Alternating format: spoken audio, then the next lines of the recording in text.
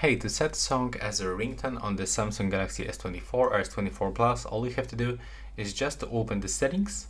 Next from this one, you will have to actually scroll down and go into the sounds and vibration, go into the ringtone. And in my case, I've got this sound. And if you want to get the different one, just click on the plus in the right upper corner. And from this, you can actually open some tracks, albums, artists, or you can actually search for the folders on your smartphone.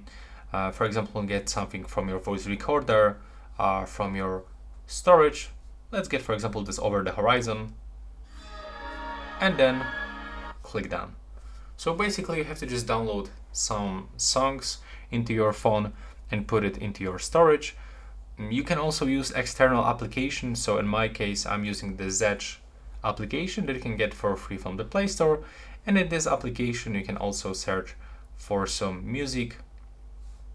I have to actually switch into the ringtones. There we go. And now if I want to get this sound, for example, I have to click on it and then tap here and download and set as a ringtone. And that's all. Right now, please subscribe to my channel.